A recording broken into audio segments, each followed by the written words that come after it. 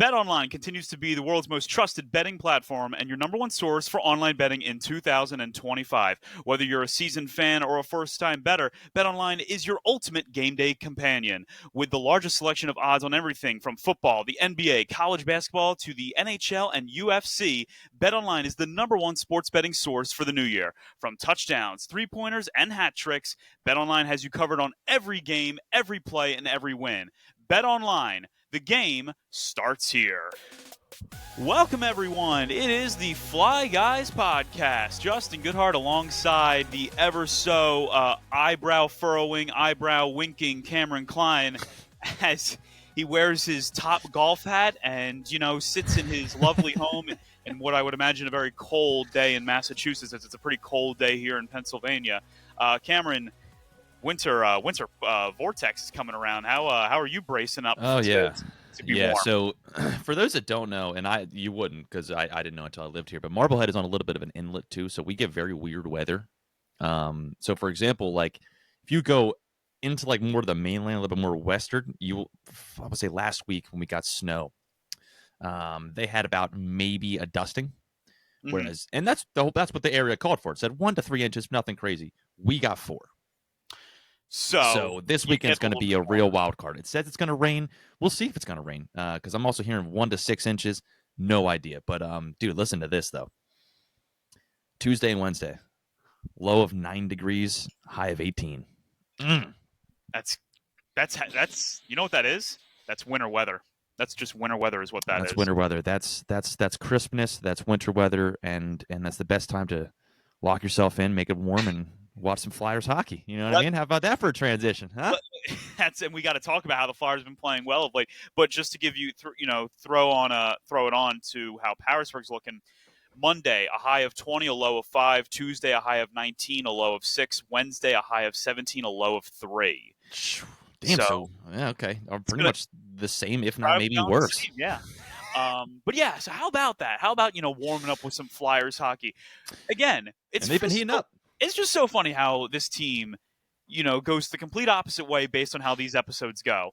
I had just gotten done ripping this team apart after losing to the Dallas Stars 4-1 and looking lifeless, the 2 frustrating losses to the Toronto Maple Leafs, and then the big 5-2 loss against the Vegas Golden Knights. And I'm just like, I can't believe this team. I am so sick of them, and I cannot wait for this season to be over. And I said they better win against the Anaheim Ducks. They did just that. They crushed him. Cutter Gauthier, once again, another bad night for him. He was greeted with tons of chants from the crowd, some of which, the TV personnel could not repeat on air. But they win that game. But it's like, all right, cool. You won that game. Who cares? It's just like, that's a bad team. What's going to happen now that you play the Florida Panthers?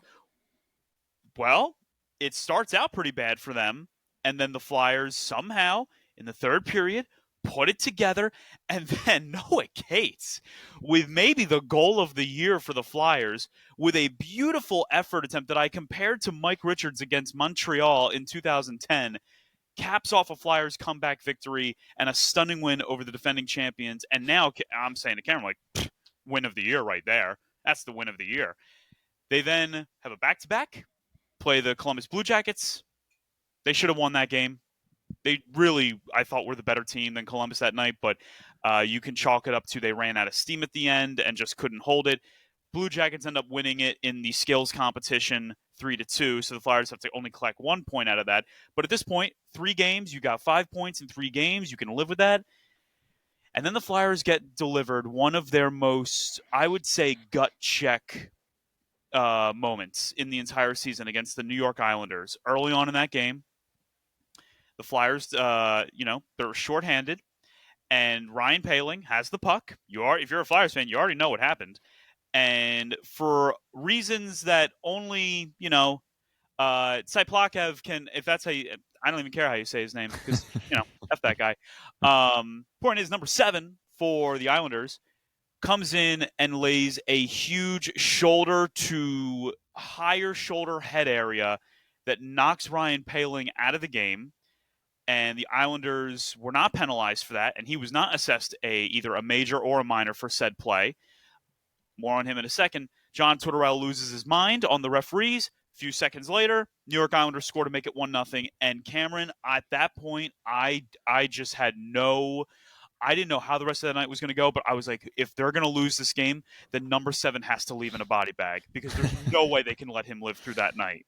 It felt like one of those nights. It felt like one of those old school Flyers nights where it was like, when that happened, the feeling was, okay, if we're not going to win, we're going to win, right?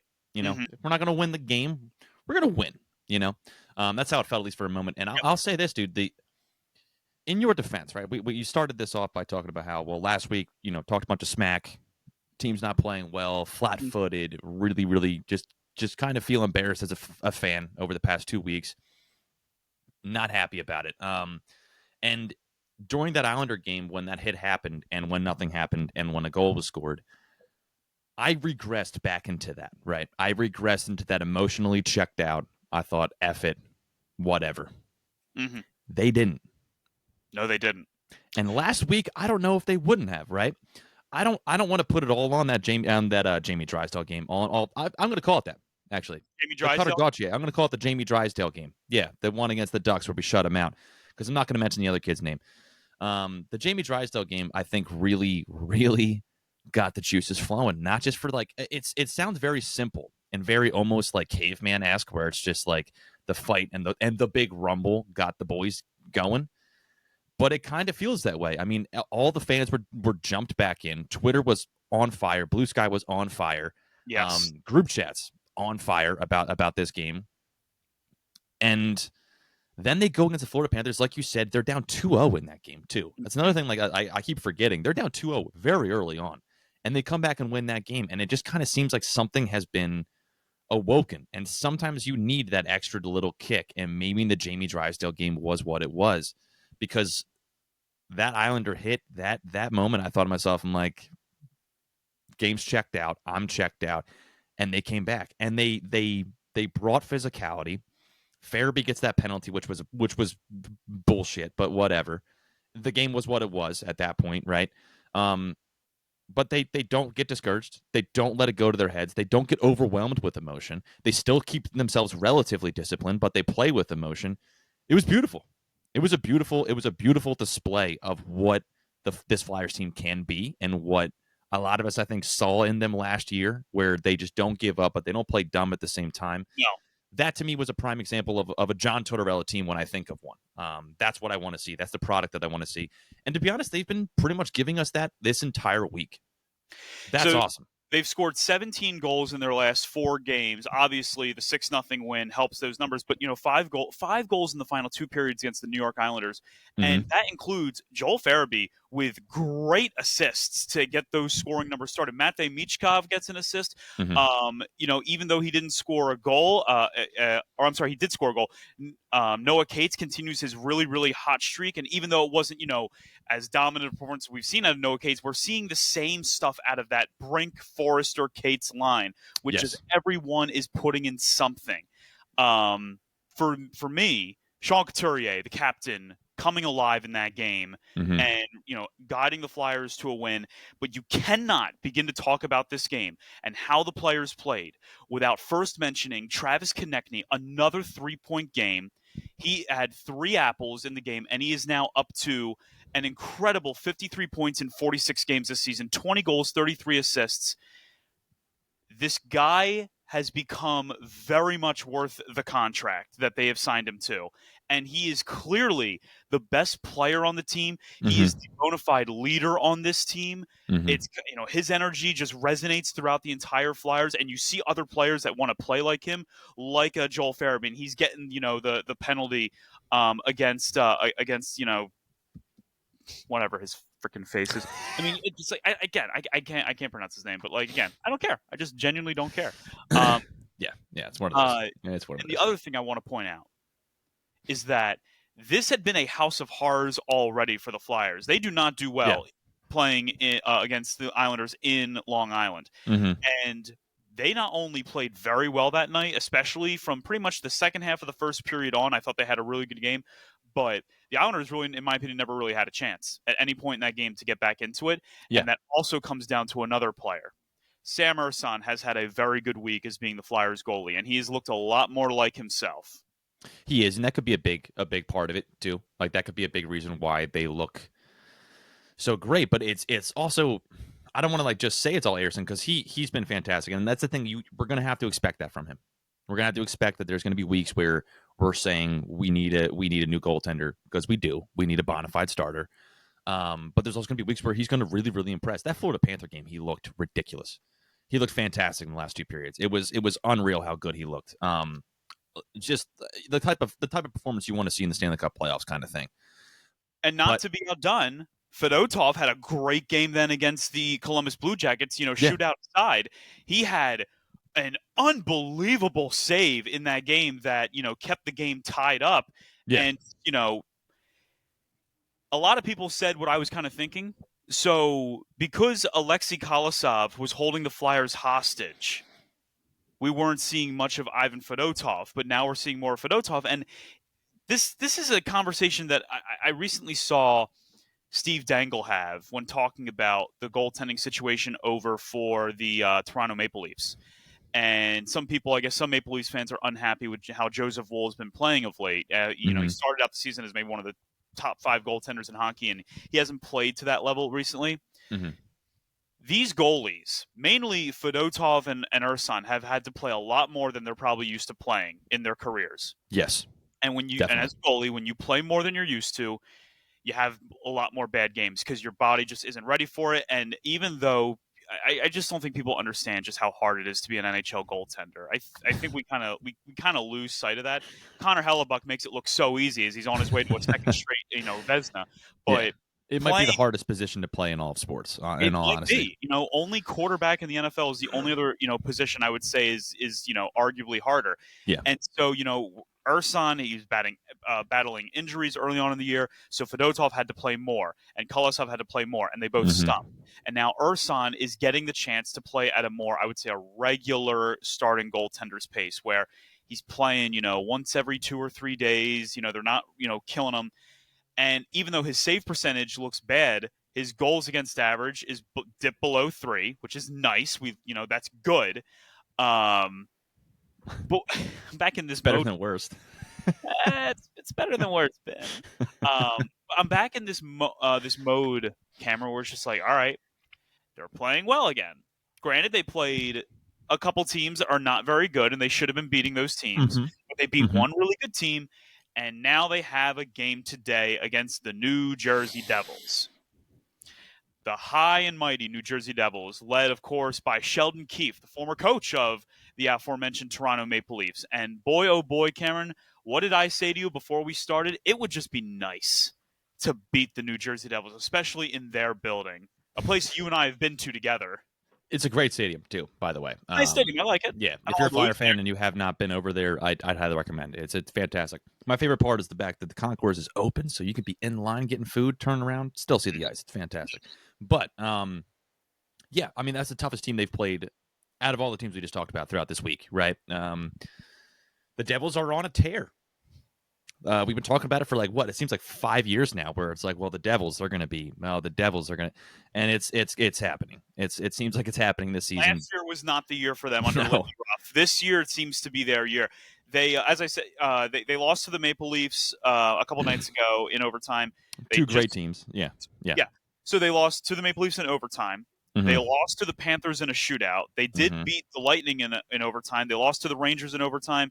They beat the Kraken. They've played really close games of late. Yeah, The only game that was separated by more than one goal, their last game that was separated by more than one goal, came back on January 1st against the Los Angeles Kings in a 3-0 shutout loss. They lost to the Sharks by one goal, which that game was on the road. That's a down game. That's a game you can't lose if you're the New Jersey Devils, in my opinion. yeah, yeah. But you know whose number they've had of late in recent years? Philadelphia Flyers. They've hmm had their number. hmm And this is, Cameron, you know how I feel about the New Jersey Devils. They are the team that I hate the most. No team I hate more. That hit the other night on Yeah. hmm how could you not think of Scott Stevens immediately? He was immediately who I texted you. I was like, that's first thought. First I thought was Scott Stevens. I always, their logo, being the devil, I'm like, I always think if you hit that thing hard enough, maybe it can become an angel. But it the Flyers have everything going against them going into this game, in my opinion. It's against a really good team. It's on the road. Oh, and it's a matinee game, which, as we all know as Flyers fans, they play so well in the early afternoon, right? Just 12:30. Like, what are we doing, man? It's the divisional weekend or whatever, That's but clearly, yeah, like, it's obviously why. I guess whatever. Yeah. All right. So, so before we tune in later tonight to watch the Kansas City Chiefs beat the Houston, I'm sorry, play the Houston Texans, and then the Washington Commanders play the Detroit Lions, we have to hope that maybe the Flyers can give Philadelphia some good karma going into this weekend and get off get off the deck with a win this weekend against the Devils. Before we dive more into that potential matchup, Yeah. I want to talk more about how some of these players have been playing of late, and we got to talk about Noah Cates. Yeah. So, There's a couple. I want to mention him. There's somebody else I want to mention, but yeah, go ahead. so Noah Cates, in his last, I think the number said it's his last 15 games, he's got 7 goals and 8 assists, or something along those lines. And Charlie O'Connor put it out there that said, it might be time to think that this is not just a hot streak for Noah Cates, that he might genuinely be a good player. It's been about 2 months of play like this. I mean, the numbers don't necessarily fully back that up, but if you've been watching for the last 2 months, when Cates is on, when that line is on the ice, Yes. you don't feel upset. And, and 20 points in 42 games, 10 goals, 10 assists. He leads the team in plus minus. Mm-hmm. And every time he's on the ice, he's so good on the forecheck. He's so good at getting, pinning a guy at the wall and trying to jam a puck free. And he's so good with coming away with the puck. He is really becoming someone that I think the Flyers are thinking, maybe they're thinking to themselves, this is going to be a kid that is with us when this team is more, Stanley Cup playoff worthy. Or if they get blown away with a trade offer, he becomes a great trade chip. I would hate to lose him, but if you get blown away, it'd be hard to say no. Yeah. Who is the other guy, Cameron, that you're thinking of that you want to shout out? So, ironically, I want to. Hold on a second. I want to 2 different things about him. So I'm happy with him. I'm happy with his play, but it just annoys me, right? And that's Morgan Frost, and that Morgan Frost is doing the Morgan Frost thing, and that's why it annoys me because it's just every year where he has played great, and I'm glad you brought up Noah Cates because I want to mention him as well in this, but. Of the last 4 games that we mentioned throughout this week, Morgan Frost was the number 1 expected goals for player for 2 of those games, the Florida Panther game and the New York Islander game, which I would say are the 2 more competitive games. Yes. Can you just start that mid-November? I'm not even asking October at this point. Just start that mid-November. But it's frustrating because it's moments like this, you see him in January where you're thinking, this is great. This is what I want him to be all the time. And we just have to accept that he's not going to be that all the time. And that's hard for me to accept, I guess. He's got 7 points in his last 5 games. He had a goal in Great. 3 straight. He got a goal, against the New York Islanders. He had a goal in 3 straight games from the Dallas game up until the Florida game. He looks awesome. He's been playing better, yeah. And, I don't think it's any coincidence. He seems to play better when he gets to be on a line with Travis. That might also be a Travis Konechny factor. I mean, he's playing with Travis Konechny. Anyone's going to look better. True. It's just we need him to be a play driver, right? Like those are the things that the Flyers have been really, really, really, really lacking in throughout this season so far, the first couple months. And he's so good at it when he's good at it. He had a play against the Islanders where he split the defense and got himself like a small breakaway. And he didn't score, but he drew a penalty, which, yes, that's what I want to see. I want to see more of that out of Morgan Frost. And it's great that we're seeing it. You need more of it, obviously. And he is someone that, listen, to say that he's a streaky player would be a bit of an understatement, I would say. There are a couple guys on the team. Like some of these guys are so streaky. Owen Tippett can be really streaky. Yeah. Owen Tippett, I just want it so badly for him to be like this incredible play driver because he's such a big body. He can skate so fast. He misses nets. Yeah, that's like the downside. It's like he does drive play well, so he's a great forward to have. It just doesn't always translate because he puts on, No. and I do appreciate that he knows that, so he just keeps putting it on because he's like, I know I'm going to miss 7 of them, so I might as well put on 10. Mm-hmm. And I can appreciate that, but it would be nice if it could Would be go very nice. a little bit more. S- But so entering today, the Flyers sit in in the wild card standings. They're sixth right now in the wild card standings, but places 1 through 6, really jeez, 1 through 8 are separated by 5 points. The Columbus yeah, Blue Jackets have 50 points right now, and they've played one less game than the Flyers. The Flyers are also trailing the Boston Bruins, who are 22-19-5. How are people feeling about Boston, by the way, up there right now? Are they not feeling too good? they like the new coaching change. That was a big thing. They wanted Montgomery gone. And well, now he's crushing it with not Montgomery, whoever it was. Montgomery was their last one. They've gone through like 4 coaches in the last 5 years, but and now he's crushing it with St. Louis. But I mean, for the most part, Who's the coach now for Boston? oh, dude, that's a great question. Off the top of my head, I have to look on them. Oh my goodness gracious! How could you not know your people out there? It was. Oh Jesus. Okay, I don't need the whole history. What the fuck? Joe Sacco. That's who it is. And yeah, it was Jim Montgomery, the last one. Joe Sacco. Whew. Mm-hmm. So And they're playing Boston, better, but yeah, yeah. not still. So Boston has 49 points. They're up 3 points on the Flyers.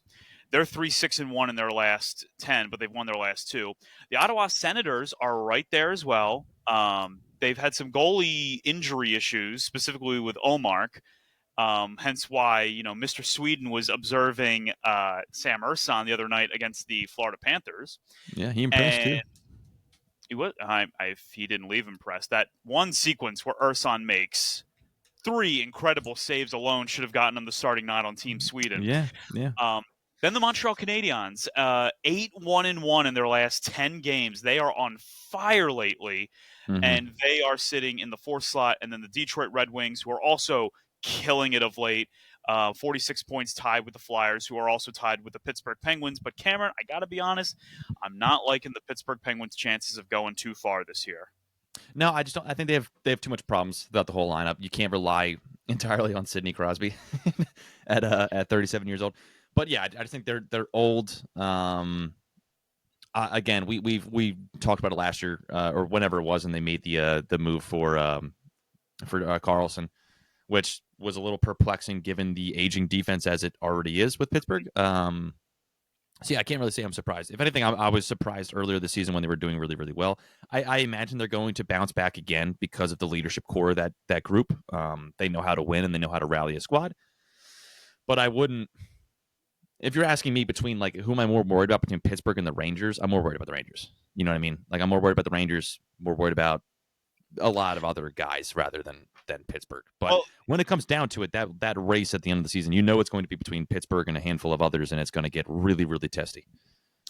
Fun facts about the Rangers: they're 5-3-2 in their last 10. They've actually been playing better, but they had such a horrendous slide that they are still a point behind the Flyers in the standings, which is wild to think about. You never would have thought that Granted, team. They have 2 games in hand, but still, it's you're expecting them to be where the Washington Capitals are right now with a plus 47 goal differential. And the Washington Capitals are playing some of the best hockey we've seen them play in years with how they've just been tearing it up. And Sidney Crosby, 24 goals away from an all-time record that, I got to be honest with you, Cameron, once he sets it, I just don't think it'll ever be broken. Yeah, you mean Ovechkin, but yes. Yeah, you said Crosby. Crosby? Yeah. You said the better player between the two of them. There's a little bit of...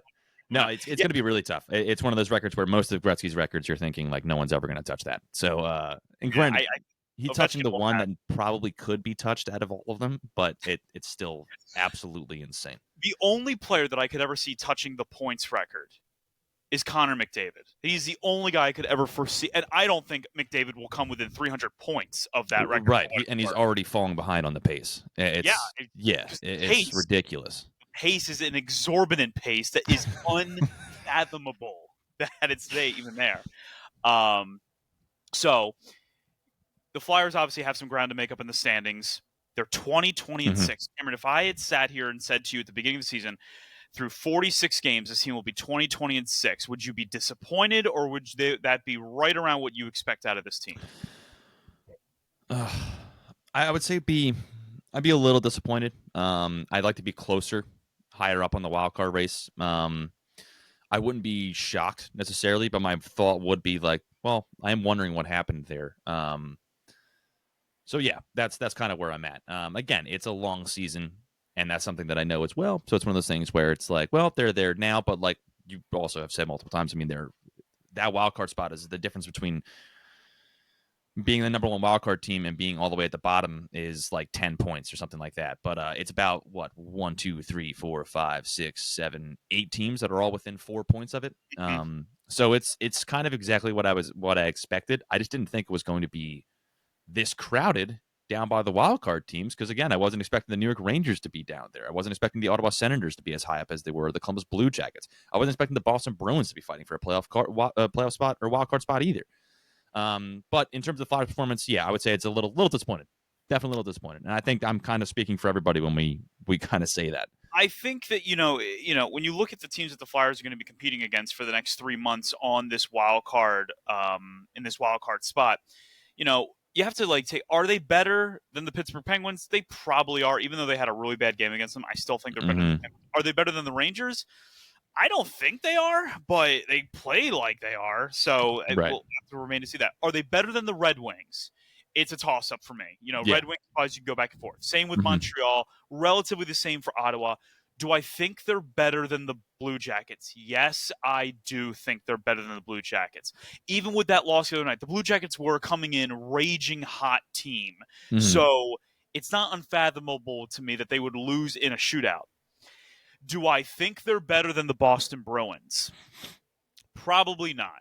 The Bruins still have those playmakers that we dream of one day having in Philadelphia, where, pure high end talent can kind of bail them out of a rough situation. And I Yeah. ultimately expect that the Bruins will still make the playoffs unless something Mm-hmm. really, really bad happens. The Bruins' Uh, problem is beyond those playmakers. There's not a whole lot there. not much depth. Yeah, and especially once you start going into their prospect pool, that's what a lot of people here are kind of getting a little nervous about because it just they don't really have much beyond what they have on their NHL roster in terms of like high end talent. So the worry is that they're kind of treading water with what they have left, and they don't really know what's going to happen beyond that. I'm very Again, happy that the I was going to say I'm firing very of happy. Jim Montgomery wasn't the most favorite move because they felt that there were other people that should have also had their heads rolled. But go on, what were you going to say? I was going to say I'm glad that Jack Edwards doesn't have to put up with this nonsense this year. That's true. That's true. It all went down because of him, dude. Yeah, Once Jack left, you lost your biggest homer that's in the it. booth. Yeah, it's done. Uh, so before we break, let's talk about what the Flyers have to do today in order to beat the New Jersey Devils, which that game, once again, will be happening in about an hour from now. The time of this recording is around 12:30 or 11:10. So you're either going to, when you listen to this, you'll either think, oh, wow, they really nailed it, or, man, they were way, way, way, way off. Yeah, But yeah. Let's take a look. Ugh. But so going into today, I have not yet seen it. I have not yet seen it yet. My expectation is that Ryan Paling will not play today, and that they'll probably go with Lixell back into the lineup. Which, I mean, I'm not the biggest Lixell fan. Others seem to like him, but I'm not. I'm not a big believer. Sam Ersson gets a start, and I think that I like that. He should Yep. get the start. Yep. Um, what the Flyers have to do, though, is handle the powerful Jack Hughes and this Mm-hmm. extremely dynamic uh, uh, New Jersey team with guys like Nico Hischier that are always ready to jump right onto the offensive rush, and they can score goals in absolute bunches.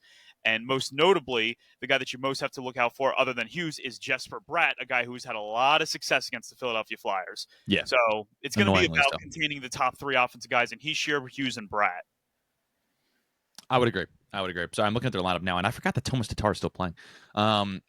He is an old player. That is for He's darn sure. he is, and he's not as old as I thought. I think he's it's a 34, a Well, little the thing is, like, all these little players in younger. the NHL, they start out when they're like 17, 18 years old. So when they're playing in the league for 20 years, they haven't even hit 40 yet. Yeah, but to go on to what you were saying too, like you said, those are the high end, the big dudes, right? But like they have a full lineup. Andre Palat, Tomas Tatar, which we just mentioned, even though he's not scoring a whole lot, the guy's been around for a long time. Eric Halla, their defense, Dougie Hamilton, Luke Hughes, the other brother back there. They have a great team. It's annoying. Their goaltending is annoyingly good. They have two great goaltenders in Jakob Markstrom and Jake Allen. If one's not doing well, they can plug in the other one. But for the most part, Markstrom, a 2.2 goals against average, 9.13 save percentage. They're as high up as they are for a reason, right? In the lineup. God, their defense. I hate that I like their defense. Brett Pesce is Brendan Dillon is too. I mean, that's he's what I'm saying. Like all the way down. Mhm. 1 through 6, it's a solid defense. You can say the same thing about their entire lineup. It's a reason why they're going for the cup. It's a reason why they're a cup favorite. The Flyers' work is really, really cut out for them today. However, everything we just said about them, you could also say about the Florida Panthers. And they beat the Florida Panthers. Yep. So, this reminds me of last year going throughout February when the Flyers went on that run and they were beating teams like the Dallas Stars. They were beating teams like the Boston Bruins. They were beating teams like the Florida Panthers. If the Flyers are the team that we think they are, that we expect them to be, that we've been disappointed that they haven't been, this should be a game. At the bare minimum, this should be a damn good game. Couple of things that the Devils have been going through. They've had the flu bug going through their locker room recently. Stefan Notion is going to be back in the lineup today for the Devils. Here's the big thing, though. Jake Allen has not played since January 1st. So Jacob Markstrom has made the Devils' last 6 starts. That's a lot for a goalie. You are asking for a lot out of your goalie. You're asking for 6 straight starts and potentially a 7th straight, as Sheldon Keefe did not disclose who the starting goalie would be. So it's one of two things. It's either Jake Allen, who hasn't played in 17 days, right, which that's not easy, or Jacob Markstrom's making his 7th straight start, which is not very easy. So what should the Flyers' mission be offensively against this incredible defensive talent that they have?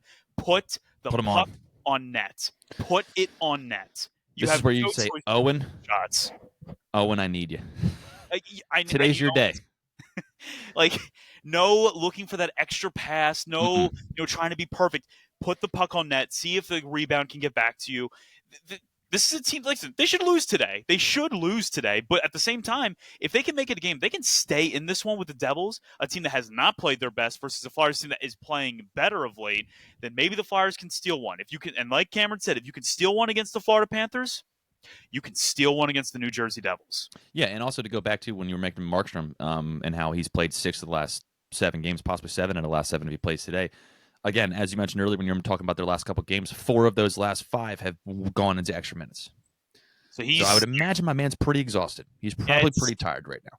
So don't give him a break and only have 11 shots on goal for through the first 2.5 periods. Yeah. Come out swinging, and this can definitely be a game. I'm not going into this game dreading it, like I was. If this was last week, I would be going into this game dreading it, but I'm not right now. I'm kind of excited about this one. This one I've been looking forward to for a while. Because one, again, I hate the Devils, so I always want to beat them. 2, I think if they can get a win today, if they can get 2 more points in the standings, guys, they're right in the thick of this thing for the wild card still. They're right there. Yeah, and it's one of those years. It's one of those years for the Devils too, where they're just extremely good. But it's also one of those years for the Flyers where the East is wide open. After New Jersey, they have 2 days off, and then they have key battles against 3 of the teams we just mentioned that are right in there for the wild card spots. New York, the Detroit Red Wings, the New York Rangers, the New York Islanders. Then they have the Devils in a home and home. They play the Devils 3 times this month in an act of cruelty by the NHL. And then they have a back-to-back on the road at New Jersey, and then the next night at home against the New York Islanders to close out January. And then Cameron, they do not have a whole lot going on in February. They have a grand sum total of 7 games in all of February. So less games means, hey, All-Star break's right around the corner, so you're going to get more rest. But at the same time, 7 games means a lot less opportunity to make up on stuff that you're messing up against. So a road game against Colorado, got to make sure that you're at least try and get a point out of that one. Colorado's not invincible anymore. Mm-hmm. Utah, you should have beaten them in Philadelphia a few months ago. Would be nice Mm-hmm. to get them back in their own building. Then you've got Washington at home, Pittsburgh at home, and then it's the All-Star break. So they have some good teams on their schedule up until the All-Star break, but they've also got some very winnable games, and they're going to have to win those winnable games before they break for February. Yeah.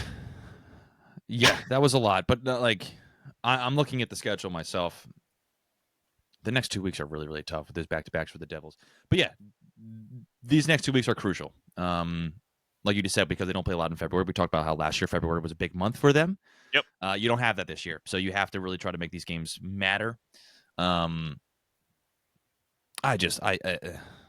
It's just so much of division rivalries in those 2 weeks. New York, New Jersey, New York, Pittsburgh, Washington. It's You got to win your divisional games. You got to win your rivalry games too. Yeah, they're the most important. They're the most important, and they're coming at the most important time. So it's a lot at once. However, the Philadelphia Flyers are playing, as we mentioned multiple times, they're playing their best as of this past week. They have to try to continue to build off that. If they want to be the team they can be, they have to try to translate this into something. Or if they don't, we would go back to the same conversations we were having last week of, okay, who's going? And so today will be a great measuring stick of, how improved are they as they play the second best team in the Metropolitan Division. We're going to take a quick break. When we come back, quarter century teams got released, and we're going to have opinions on that. For the most part, I'm not too unhappy with it, but we also want to talk about some guys that were left on the list and maybe some guys that should have been on that list. We'll be right back. Welcome back, Fly Guys Podcast. Justin Goodart and Cameron Klein. About an hour till puck drop between the Philadelphia Flyers and the New Jersey Devils. Cameron, so NHL did a really cool thing, in my opinion. They released every team's, quarter century team. Yeah. And obviously, the Flyers, had theirs released as well. And there were some guys that I was thrilled to see some of these guys on the list. Mm-hmm. Two guys in particular that, it brought, warmth to my heart seeing Eric Desjardins and Simone Gagne on that list for me, because those were the early Flyers teams in the early 2000s that was what got me into hockey, was guys like Desjardins and Gagne. Kimmo Timonen also on the Flyers first team, very deserving. Mm-hmm. Claude Giroux, you can't talk about the Flyers last 25 years without mentioning how big of a role Claude Giroux played in Philadelphia. And then the other captain, Mike Richards, who has maybe the most iconic playoff goal in Flyers history in a series winning effort that sent the team to the Stanley Cup Finals. Mm-hmm. So that was your first team. Gagne, Giroux, Richards, Eric Desjardins, Kimmo Timonen, and then the goalie, Roman Cechmanek. Great numbers for what it's worth. Phenomenal in the dead puck era in the early 2000s. You're talking a guy that would have a .930 save percentage, and just, you look at these numbers today, you'd think, oh my God, this guy must have won the Vezina every year that he was in the NHL. And he never won the Vezina. He also only played 4 years in the NHL. He played for 3 seasons for the Flyers. When he got to the Flyers, he was a little bit of a late bloomer. By the time he got to the NHL, he was already 29 years old. But we're talking, in Philadelphia, a .923 save percentage and a .196 goals against average. That is incredible. Yeah. There is no taking that away. Interesting choice, to say the least. Yeah, I think it's one of those things where it's kind of an example of Philadelphia and their goaltender lack of luck throughout the entire organization's history since Bernie Perron, pretty much. Ron Hextall had a nice little run there. But yeah, it's one of those things where it's just in the last 25 years, I saw that too, and I was surprised as well, because again, I knew he was not with the team for a very, very long time, only 3 seasons. But looking at it, I just kind of thought to myself, when I saw his numbers, I was like, you kind of can't bring out many other goaltenders for Philadelphia within the last 25 years that even come close to those numbers. Probably not.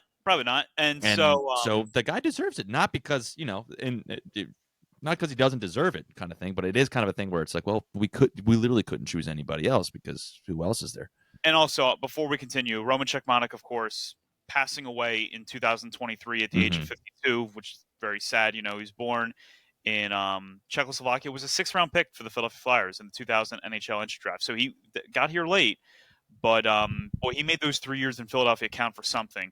Yeah. And even when he went to the LA Kings, continued to have pretty decent numbers, 251 goals against average. He was a good goalie. If he had gotten Yeah. up in the NHL earlier in his life, we might be talking about Roman Cechmanek in a very different manner. Oh yeah. Yeah. That's 100%. obviously not what happened. So then we look at the second team for the Philadelphia Flyers. So forwards are Danny Briere, Sean Couturier, Jake Voracek.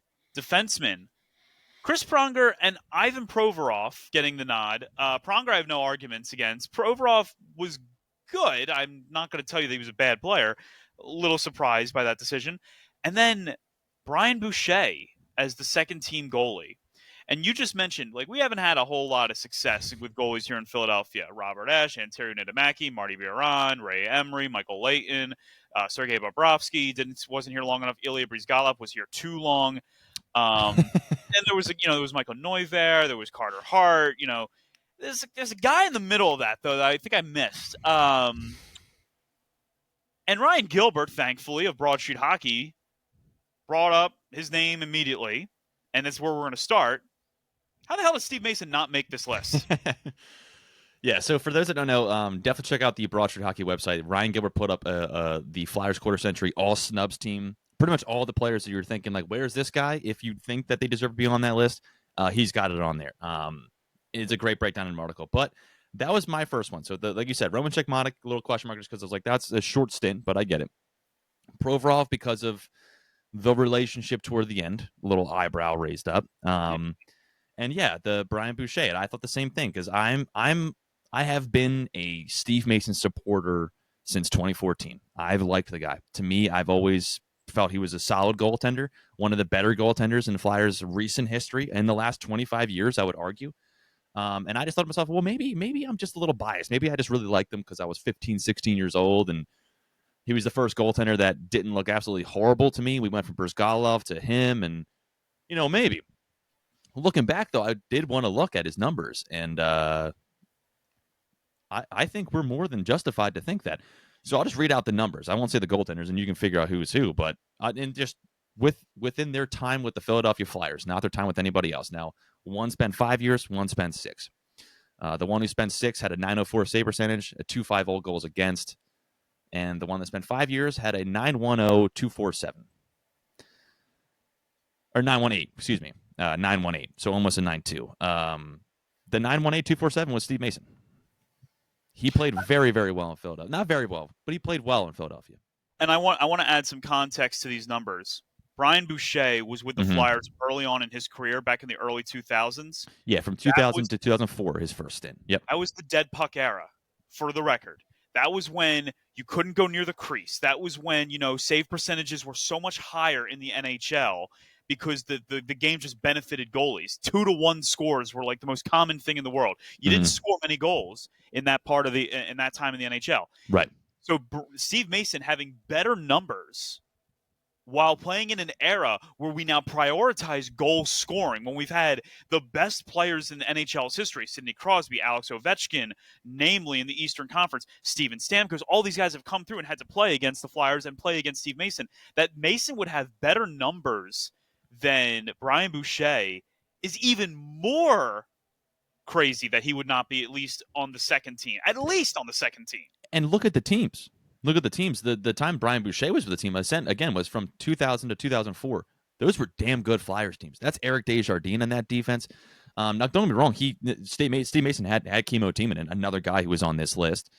Had Braden Coburn in front of him, but beyond that, that was the Andrew McDonald era. That was the Nick Grossman, who nothing against Nick Grossman. He's a solid defenseman, but he wasn't the same level of team that the Philadelphia Flyers had in the early 2000s.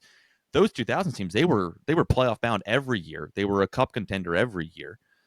And the 2010 Flyers, do we have to relive those things? First round exit after first round exit. That was the team that was in front of Steve Mason. And he put up arguably better numbers. My theory as to why he didn't get on that list is because of one play and one play only. And it was April 16th, 2016. the half ice shot It's it. If there was a against the goal, Capitals. if there was a goal that defined that series, that's the goal you look at. Is like they couldn't do anything right Flyers in that series. Mm-hmm. Somehow forcing that series to 6 games, which to this day I still don't know how they did that, but they Yeah. did. Um, that goal I think sunk a lot of Flyers fans. I think it sunk the team, and it really sullied the reputation that Steve Mason had. Mm-hmm. Just to go back for a quick moment, I'm going to take you back in time to 2014, 2015 Flyers. The Flyers did not make the playoffs that year. It was Craig Berube's final year of being the head coach, I believe, on the team. They had a game though that is such an inconsequential game, but they won a game against the Pittsburgh Penguins, and they did it on April 1st. And then that game, Steve Mason was 24 of 25, and you Mm-hmm. think not bad. Well, then on April 5th, they did it again, 4-1, and Steve Mason was 46 of 47 against a Pittsburgh Penguins team that went on to win the cup that year. Oh, I'm sorry, no, I'm Mm-hmm. sorry. They were actually a year away from winning their first Stanley Cup, or their second Stanley Cup under the Crosby era. It was a very good Pittsburgh team. Mm-hmm. At that point in time, Steve Mason was one of the best goalies in the NHL, and he was getting Vezina votes. Mm-hmm. I Finished seventh that year. He was finished seventh. Yeah, finished seventh in Vezina voting.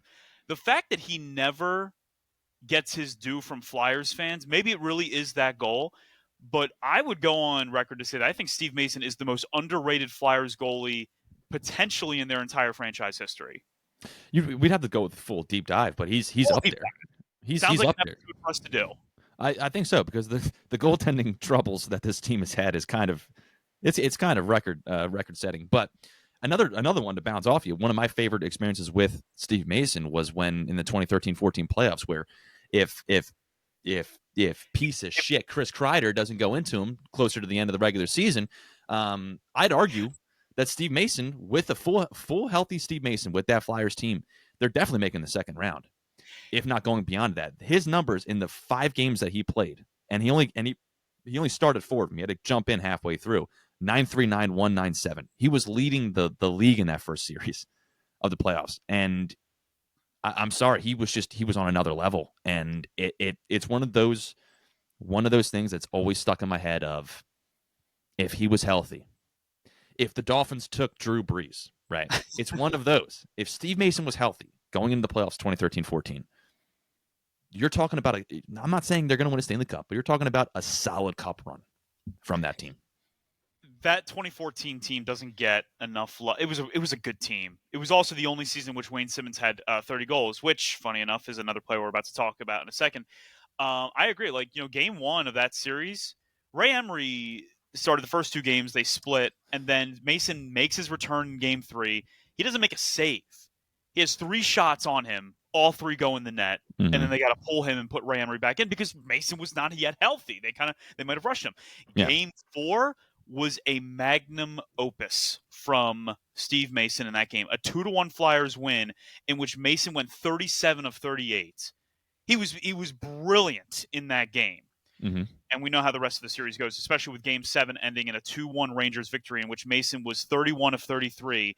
But Henrik Lundqvist, just a little bit better with 26 out of 27. Yeah, that was the year they went, against the Kings, and it was a whole thing. But yeah. I will say this: the Flyers split with the Kings that year. Just saying, and they beat them in L.A., and L.A. would have had the home ice advantage.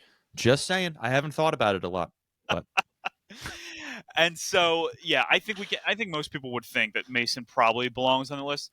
But maybe covering the Flyers, maybe being the announcer for the Flyers helps you get shoehorned into that spot. So Boucher was not a bad goalie. We're not here to take a dump on Brian Boucher. He was not a bad goalie. He just was not better than Steve Mason was. And if Mason made it, we'd probably be having a similar conversation, because Brian Boucher, to me, is the honorable mention. He should also be in that conversation as well, because I do think he's played a very, very big role, not just as what he did on the ice, but what he's done off of it, who he is as almost like an ambassador to the team as well. So I completely understand why Brian Boucher is there. Not knocking it, just one of those things where it's like we want our boy to get some respect. That's all. So then, surprise number 2. Ivan Provorov. And Uh-huh. again, there are a lot of people. There are a lot of people that are going to remember Ivan Provorov for how it ended. Hmm. Certainly not for how it started, Hmm. and the middle part of that. Um, Provorov was Provorov was a good flyer for the first 4 or 5 years. He was a relatively good flyer, and unfortunately, the flyer his last really good year would have been 2019-2020 when he was paired up with Matt Niskanen Hmm. and had easily his best season in the NHL.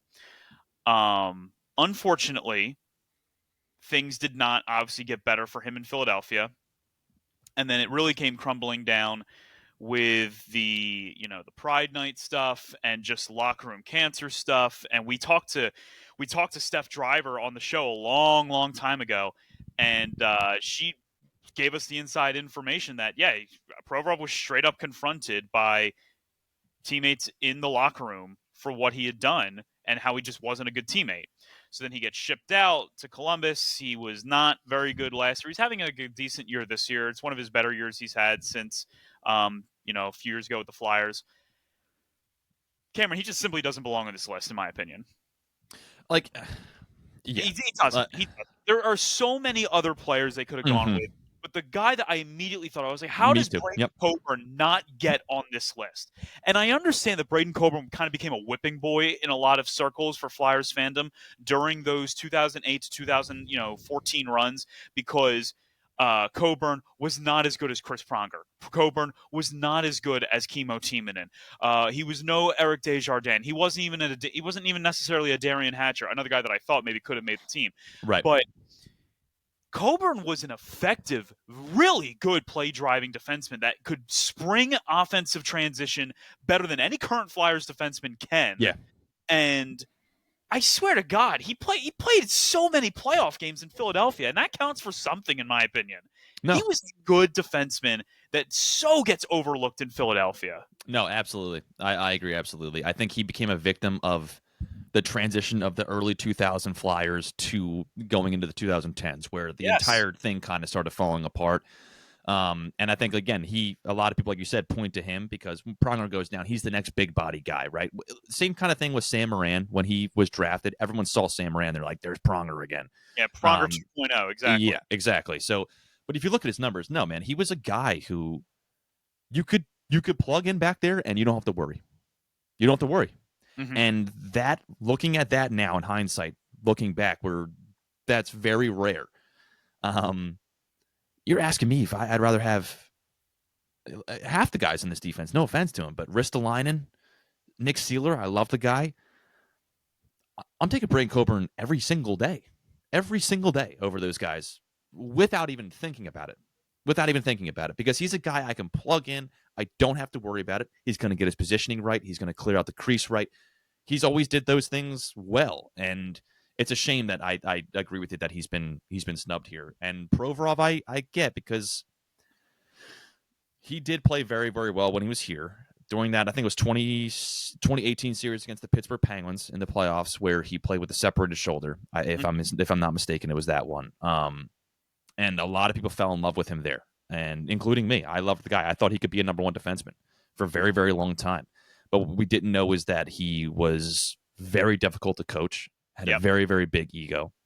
And you can have all those things. You can have the talent, you can have a great work ethic, all those kind of things. But if you're not willing to correct your mistakes, you're not willing to self-reflect, you're never going to grow as a player. And that's kind of what I think the Philadelphia Flyers realized, and they especially realized with John Tortorella, because John Tortorella is going to sniff that out pretty quick. So it's one of those things where I understand that when he was here, he was probably the top defenseman on the team, but Provorov I would not have started in 2008 to 2012 with the Flyers. he Just might not have. He might not have. He had a he, hell of a lot of talent, but he had a lot of it was a like, different game. let's just take 2010 for example. Is he starting over Chris Pronger? Right? No, Is over Kimmo Timonen? no. Over Braden Coburn? I don't know if I'm going to start him over that, but he's in. I might even pair those guys together. You might have paid the. What about Matt Carl? I'm going Provorov for Matt You're Carl. going Provorov. So Carl was another guy that I thought didn't get enough credit in Philadelphia. Matt Carl was great. I agree with you. He's a very I, underrated player from the Flyers. Yeah. but like even if you didn't want to go with Braden Coburn, Travis Sanheim's going to pass all of Coburn's numbers Right. by the end of this year. Travis Sanheim is going to be, he's going to be headlining the defense on Team Canada, for the Four Nation Faceoff, and he's also been with the Flyers organization for 10 plus years now. People forget Yeah. this. Travis Sanheim's not a second or third year player. Travis Sanheim has been with the team for over a decade. It took him a little bit longer to get up here, obviously. It's not like he started with the Flyers in 2014, but he's been in this organization for that long. And even if, well, we can't go Travis Sanheim because, he hasn't surpassed Provorov in my mind. Okay, cool. So this list, though, is not just about stats. This list is also about iconic and cherished members of the Flyers organization, guys that meant something to the fan base. So then my question, if you're not going to put Travis Sanheim, if you're not going to put Braden Coburn, then where the hell is Shane Gostisbehere then on this list? Because Shane Gostisbehere was the face of what was supposed to be the new look Flyers defense. And he had an incredible rookie season. He was a frustrating player at times, but he was a good, not great, a good defenseman that could have made an argument. I would take Coburn, Ghost, and Sanheim over Ivan Provorov. It's not that I don't hate Ivan Provorov for what it's worth. I think he's a dick. But I don't think that he was a bad player. He was a good Flyer. He was good. Until he wasn't, and then he really wasn't a good player anymore. Yeah, it's like he checked out, and he was like, "I'm done." And he was done with the team, arguably after 2021. Yeah, and that is so just not Philadelphia. Like that just so goes against that kind of the mentality that the city has. It's the same mentality of whatever the running back's name was. I know you're going to say who it is. It's just why didn't you go for that pass? For what? Oh for my gosh, Ricky Waters becoming a pretty actually decent. He was a good 49er. He was a pretty good Eagle. And yeah, he bounced back from that game. But it's that when I think of Provorov, that's what pops in my head. And I love that in the article, Ryan Gilbert put up the picture from Twitter of Phil Myers, Shane Gostisbehere, Travis Sanheim, and Sam Moran, where the Flyers tweeted it back in 2014 when they were drafted, saying, "Say hello to the future of the Flyers defense. Only one of those guys is still there." Yeah, and Phil Myers is a starter on Toronto too right now. True. But only one of those guys is still in Philadelphia, which is Travis Sanheim. And the guy you chose over him, you drafted 3 years later and got rid of, and that guy's still here. And he's playing better. So you make a very, very good point. I completely agree with your point there. And the other thing, too, is a lot of people are pointing out, speaking of Travis's, that Konechny's not on there. And I get their anger because he's playing great as of right now. He's the best player of this Flyers team. But you go up and look at those forwards and you tell me which one you're taking out for Travis Sanheim or Travis Konechny right now. No offense to him. No, listen, I love Travis Konechny. There's not a, Wayne Simmons probably belonged on this list, maybe more so than. I mean, I really like. This is nothing against Jake Voracek or right. Sean Who do you take out? Yeah, who do you take out? Wayne Simmons. Again, this list, in my opinion, has to be also, you have to account for stats, but you also have to account for what that player meant to the team. And there is an argument to be made that from 2012 to 2017, no player meant more to the Flyers outside of Claude Giroux than Wayne Simmons. I mean, he was a Flyer through and through. He was a tough Flyer that could get a lot of points. His body broke down on him later down the line because that's just what happens to those big-bodied physical players. But no Jeff Carter, and I hate Jeff Carter. That is the one. That is the bias. That is my bias. I hate Jeff Carter. And, you mentioned one play why Steve Mason doesn't get on this list. I know why Jeff Carter doesn't get on that list, because he missed the easiest shot in freaking Stanley Cup history. We would have won a cup if it wasn't for him. We would have at least gotten to Game 7. We got to Game 7. You never know what happens in Game 7. That's how it's looked at, yeah. So, of all the guys that get snubbed off this list, Jeff Carter is the one I'm genuinely happy getting snubbed off this list. I did mention, though, he probably should be on the list for what it's worth. He was the last guy to get 40 goals, I believe, with Philadelphia, if I'm not mistaken. I'm pretty sure. I'm pretty sure you're right. Because Drew never did it, and Simmons never got 40. Got 30. Yeah, and they only got to 30. Yeah, no. But yeah, no. And again, to help your argument, again, Brian Boucher, he's the best part of your argument where you're saying, well, F this. It's not entirely the stats; it's also what you meant to the team. Because Brian Boucher, if it was all about the stats, Steve Mason would be there right now. I guess Boucher being a media guy now with the Flyers, and he won the shootout against Henrik Lundqvist, and he had the crazy like stretched out save against the New Jersey Devils in Mm-hmm. 2000. He took a puck to the mask. He has moments for sure. And listen, again, Boucher, good goalie. Yeah. Jake Voracek, great. I loved Jake Voracek. He was another perennially underappreciated player. Yeah. Say that way too. There's just a lot of guys that are underappreciated in this city, and Jake Voracek being one of them. Jeff Carter gets way overrated as a Flyer. Just throw that out there. Way overrated. Scotty Hartnell, I could have gone with Scotty Hartnell on this list. I could have. I'm gonna. Oh, okay. But the thing is like, I understand why he's not. I could have, but like, I wasn't going to replace him with I wasn't going to replace Briere with him, and it would have been hard to convince me to replace Voracek with him as well. I love Scott Hartnell. But he doesn't deserve to be on this list. No offense. In the honorable mentions, I like him being there, because again, like culturally, what he meant to the Flyers, but just his numbers, he was a good player. He was a good player, but his best year, where he hit the only time he hit over 50 points, well, he hit twice in 2008, 2009, but then again, which was the year where he was with Jaromir Jagr, Claude Giroux. He's elevated a little bit by those guys. That line was fun. That was a fun line. It was, but Giroux and Hartnell. Ryan actually makes a really good point. He goes, Simmons is the only real snub, while Carter and Hartnell could have easily been candidates for a third team if the NHL was that desperate for engagement. Easily, yeah. I agree. Take Carter, throw him in the wood chipper, put in Mark Recchi for a third team, because Jeff Carter, at least Mark Recchi never missed a wide open goal in Game 6 of a Stanley Cup final. Wouldn't even dream of it, dude. I will go to my grave hating Jeff Carter. It will. There's nothing that guy could ever do that would be good enough for me once that moment came and went. It's like how I imagine it. Well, maybe not, but it's how I imagine a Carolina Panther fan would look at Cam Newton, where it's like, I'm watching you talk on your podcast with your stupid ass haircuts and your whatever outfits. But all I can remember was you not jumping on a fumble, man. That's all I can remember. In the most important game of your entire career, that's all I can think about. Every time he criticizes another quarterback, I think to myself, well, Brock Purdy would have jumped on the ball. Yeah, Brock Purdy would have blown out his shoulder to jump on that ball. Damn right. Lamar Jackson would have jumped on that ball. Cam, I'm sorry. Like, that's the difference between the two of you. I'm sorry. I don't, but. Listen, you're right. Cam Newton didn't jump on. To be fair, I always will say this. I always add that little caveat. Cam Newton, let's say he recovers the fumble. They're still losing that game. Yeah, that's true. No, 100%. But it's about the thing. It's about the point. And that's how I feel with Jeff Carter, where it's like, I don't care how many gold medals you won. When the moment called for it, you didn't show up, like the Avatar brother. Gone. Yeah, Jeff Carter had he was the last Flyer to score a 40-goal season. He also had a lot of empty net goals. He had a lot of empty net goals that, like, we make fun of Alex Ovechkin for being a bit of an empty goal merchant. Jeff Carter was an empty goal merchant, in my view. Yeah. So, do you I like agree? how we're just breaking down Olympic gold medalist? Just being like, well, he wasn't that good, Yeah, because when I think of him winning that Canada team. Oh, but you know who? Jeff Carter's the first guy you're going to think of with that Olympic team, huh? We all know 2014.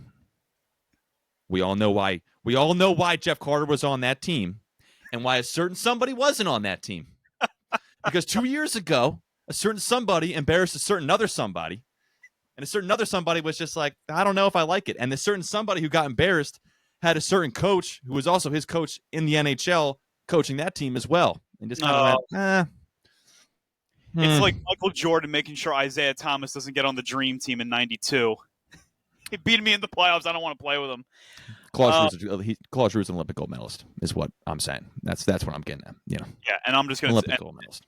I'll point this out. No one looks at that Olympic team and just goes, "Man, what would that team have been without Jeff Carter?" It's like looking at like the Dream Team of like the basketball team, the Dream Team of 1992. Be like, man, what would that team be without Scottie Pippen? Like, okay, sure. Steve Kerr. Wow. Steve Kerr, yeah. All right, so that's the Flyers' 25-year quarter century team. Yes. And again, all these players were good players. From Gagne, Gagne was such a special player to me. He'll always have my favorite goal in Flyers history that I personally watched. And he was just, he scored a Game 6 goal against Tampa in the Eastern Conference Final. Like, I always loved Simone Gagne. He actually scored 2 goals in that game, funny enough. I never mentioned that. I think he is probably the the fan favorite of our era. I think if you go back to anybody who's around our age, or maybe between 30 and 40 at this point, 25 and like 38, you just be like, who was your favorite Flyer to watch growing There up? is It's there is nine one times out of 10 player. is going to be Gagne. There is one player I wanted to bring up that didn't. I mean, he really wasn't here long enough, in my opinion, to ever get, in my opinion, like get himself on this list. Peter Forsberg, very good Flyer, and he was only here for about a year and a half, and it really wasn't long enough. And so I would not have put him on the list, but I loved Peter Forsberg, and he was a really, really good player. And the reason why the Flyers team was as good as it was in 2005 and 2006, in large part due to Peter Forsberg's play. Yeah, I think a lot of Flyers fans too, like claim him because we drafted him. Yeah, we did when we traded him. Of Yeah, course. yeah, it's a whole thing. Who did we trade him for? Out of curiosity, Cameron, who did we give up, or who did we get? And when we gave up like everyone, Mike Ricci and Peter Forsberg, who did we get? I can't remember his name, but I think he finished top 10 in points all the time, though. Yeah. I think he also. I think he's also the guy that didn't do what he needed to do and bring home a cup to Philadelphia. Right. But that was not a top 5 all-time Philadelphia Flyer. Once again, a reminder to all. Could have been if Scott Stevens didn't exist. Hey, maybe they do win that cup if Scott Stevens doesn't kill him on the ice. Yeah, maybe they do. But no, I like the team. I would agree. I think the only real big question mark is Ivan Provorov is the one I would. If I had to choose one to yank out, it'd probably be him. Put in Coburn. Yeah, Provorov and Boucher are the two that I think people would furrow their eyebrows at. Yeah. Less people would furrow their eyebrows at Boucher compared to how they would with Provorov. Yeah, agreed. Again, because of the brand ambassador, because of what Brian Boucher meant to the team and what he does off ice and all that kind of stuff, I have no issue with him being there. I like that he's a part of the team. I like Brian Boucher, so it's totally cool. But so 30 minutes from puck drop. I wanted to also, there's things that we miss. Occasionally on this podcast, we miss talking about topics that I need to bring up. So I wrote down while we were doing the I wrote a quick little note down while we were looking at it. Yeah. The guy that killed Ryan Paling, Maxim Tsaiplakov, suspended for 3 games for that hit.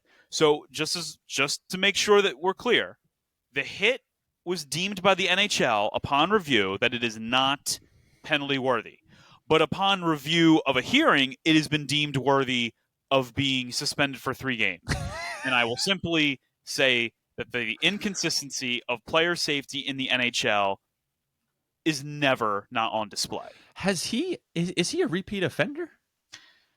I'm looking it up now because I like that. That is, I agree with it, but like you said, I was not expecting that at all from the NHL player safety, like a 3-game right out the gate. I'm gonna try to look into that again. I mean, a broken clock's right twice a day, so hats off to the NHL Players Association for getting something right.